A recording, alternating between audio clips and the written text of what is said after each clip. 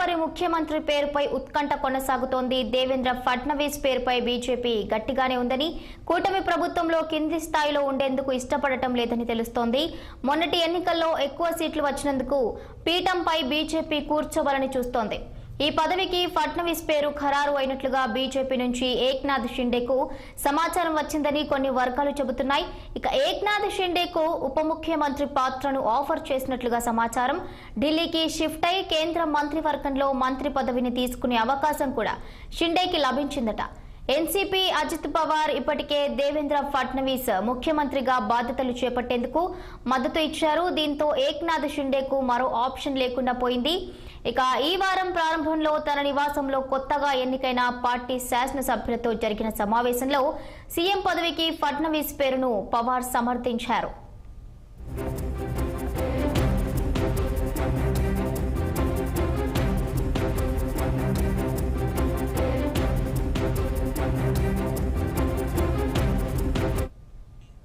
ఇక మొత్తంగా మహారాష్ట్ర తదుపరి ముఖ్యమంత్రి పేరుపై అయితే ఉత్కంఠ కొనసాగుతోంది.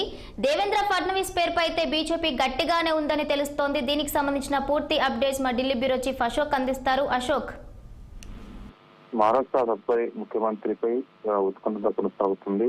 దేవేంద్ర ఫడ్నవీస్ పేరుపై బీజేపీ హైకమాండ్ నిర్ణయం తీసుకున్నట్టు తెలుస్తుంది. కూటమి ప్రభుత్వంలో కింది స్థాయిలో ఉండేందుకు ఇష్టపడటం లేదని తెలుస్తుంది. అందులో భాగంగానే దేవేంద్ర ఫడ్నవీస్ గతంలో కూడా అయితే ముఖ్యమంత్రి పదవిని వదులుకున్నారు. కాబట్టి ఈసారి ఖచ్చితంగా ముఖ్యమంత్రి పదవి బీజేపీకి ఇవ్వాలంటూ కింది స్థాయిలోని కార్యకర్తలు గట్టిగా ఉన్నట్టు తెలుస్తుంది. ఈ పదవికి ఫడ్నవీస్ పేరు ఖరారైనట్లు తెలుస్తుంది. సో బీజేపీ నుంచి ఏక్నాథ్ షిండేకి సమాచారం కూడా వచ్చినట్లు కొన్ని సమాచారం తెలుస్తోంది. అదేవిధంగా నిన్న ఏక్నాథ్ షిండే మాట్లాడుతూ బీజేపీలో అమిత్ షా ప్రధానమంత్రి నరేంద్ర మోడీ తుది నిర్ణయం తీసుకుంటారో అలా ఆ నిర్ణయం ప్రకారం మేమంతా నడుచుకుంటామంటూ ఆయన స్పష్టం చేశారు. సో ఏదైతే ఎన్డీఏ కూటమిని ప్రజలు పిలుస్తున్నారు భారీ మెజార్టీతో, కాబట్టి ఎవరు ముఖ్యమంత్రి అయినా కలిసి పనిచేస్తాము. నేను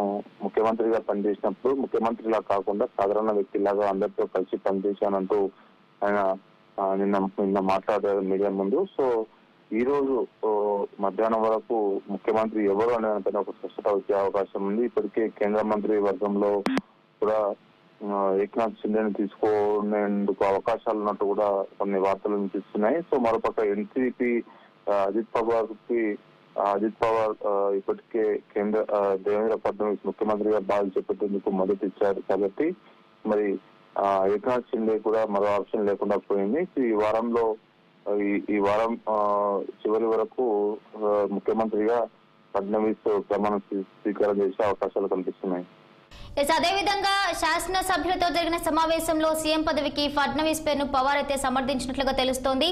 మరి వేరొక నేతల అభిప్రాయం ఏ విధంగా ఉంది? అయితే ఇంతకు ముందు మీరు చెప్పినట్లుగా కూడా ఏదైతే మరి పవార్ సమర్థించడం జరిగిందో అంటే ఇంకా ఆప్షన్ లేకుండా ఇప్పుడు షిండే వెనక్కి తగ్గారు అనుకోవచ్చా? షిండే మొదటి నుంచి చెప్తూనే వస్తున్నారు, తుది నిర్ణయము అమిత్ షా నరేంద్ర మోడీదే ఉంటది. సో వాళ్ళు ఏ నిర్ణయం తీసుకుంటే దాని ప్రకారమే నడుచుకుంటాం. కానీ నేను ముఖ్యమంత్రిగా కొనసాగుతున్నా కాబట్టి, కూటమి పార్టీ గెలిచింది కాబట్టి, సో ఖచ్చితంగా కూటమికి సంబంధించిన ముఖ్యమంత్రిగా నేను ఎన్ని రోజులు ఉన్నానో గత ప్రభుత్వంలో ఉన్నాను కాబట్టి కంటిన్యూ చేస్తారని ఆయన ఎక్స్పెక్ట్ చేస్తున్నారు. కాబట్టి ఫడ్నవీస్ కూడా గతంలో ముఖ్యమంత్రి పదవి రేసులో ఉన్నప్పటికీ అప్పుడు అనివార్య కారణాల వల్ల, అప్పుడు పరిస్థితులు రాజకీయ మార్పుల వల్ల ఆయన ముఖ్యమంత్రి పదవిని వచ్చింది. కాబట్టి ఈసారి మాత్రం పూర్తి స్థాయిలో బీజేపీకి 138 పైగా సీట్లు సాధించింది. అటు అజిత్ పవార్ కి 51 సీట్లలో విజయం సాధించింది. మరోపక్క ఏక్నాథ్ షిండే వర్గం కూడా 41 సీట్లలో విజయం సాధించింది. కాబట్టి ఖచ్చితంగా ఎక్కువగా బీజేపీకి సీట్లు సాధించింది. కాబట్టి బీజేపీ అభ్యర్థి ముఖ్యమంత్రి పదవి ఉంటే బాగుంటుందంటూ క్షేత్రస్థాయిలో కూడా వినిపిస్తా ఉంది. అదేవిధంగా బీజేపీ కార్యకర్తలు కూడా గతంలో ఏక్నాథ్ షిండేకి అవకాశం ఇచ్చారు కాబట్టి ఈసారి బీజేపీకి అవకాశం ఇవ్వాలంటూ కూడా ప్రధానంగా డిమాండ్ వినిపిస్తోంది. సో దానికి అనుకూలంగానే బీజేపీ అధిష్టానం కూడా ఎలాంటి ఇబ్బందులు కలగకుండా కూటమిలో ఉన్న సభ్యులు అదేవిధంగా ఏక్నాథ్ షిండే అభిప్రాయం తీసుకొని ఆయన నిర్ణయం మేరకే ముందుకు వెళ్లాలని అధిష్టానం చూస్తుంది. ఏక్నాథ్ షిండే కేంద్ర మంత్రివర్గంలో మంచి స్థానం కల్పించేందుకు కూడా ప్రయత్నాలు చేస్తుంటే వస్తుంది, ఒకవేళ ఆయన ఒప్పుకోకపోతే మాత్రం. Right, thank you Ashok.